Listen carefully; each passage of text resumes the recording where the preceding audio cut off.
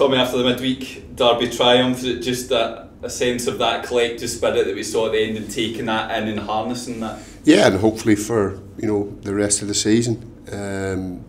It was a good win. It was a better performance. We can still be better, but it was a better performance than what we did on Saturday against Hamilton.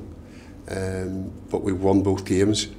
This is the first time we've had 3 league games in a short space of time, and the target, set to the players was to win all 3. We've done the first 2 parts of that, and they've showed, a lot of character. I say the attitude was really good against Hamilton, where they didn't play well, but they stuck at it, dominated particularly in the second half, and kept going right to the end again. Because if you look at it, the penalty comes from a great run by Fraser, but you have a midfielder breaking in the box in the 88th, 89th minute. So really pleased. I said pleased to get another Derby win, but more importantly for the club, pleased to get another 3 points. And it was a good night all round. The crowd were magnificent, got right behind us, from well before the game, because obviously they were staggered into the ground, and that must have been awkward for them. But great night all round, and I say something that's the 2 wins have really give us a bit of a buzz about us, and we're looking forward to going into this final game of the 3 games in a short space. Have you sensed that with the players as well? Has there been just a little bit more bounce in training over the past day or so? Yeah, but I mean, a lot of work from Tuesday to Saturday's recovery as well. But the sessions have been bright, they've been lively, and I think a Derby win, in the dressing room, there's always that wee bit more of an atmosphere, and that wee bit more. They're a wee bit noisier than normal. So that was good, but we've got to keep a level head and things. We've done well.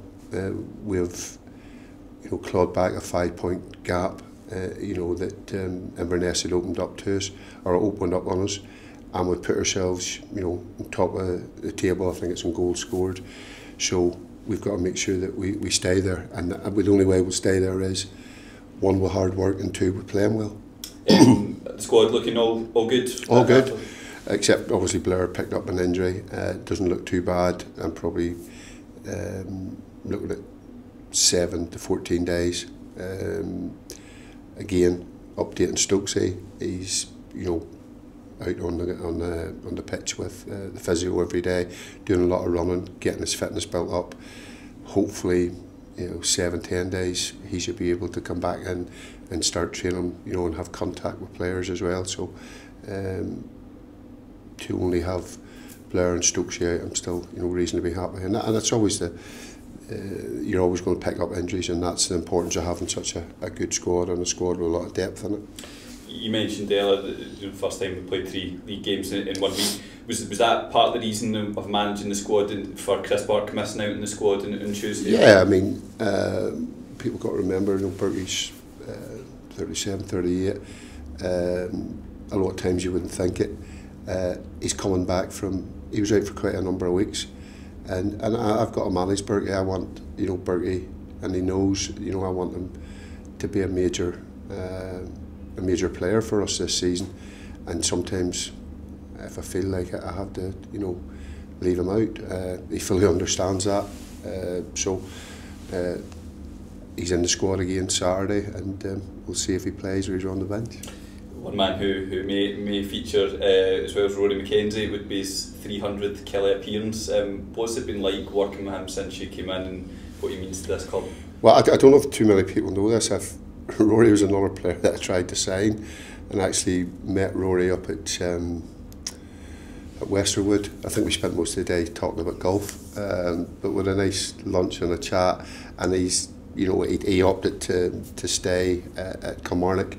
I think he was moving into a new house, or building a new house at the time, and just getting married. But I think it was pretty close to getting him. So when I came, I knew, obviously, having spent that afternoon with him, I know what he's all about in terms of how he plays, type of person he is, and he's someone who, he's a model professional. You'd put him in the same class as Bergie.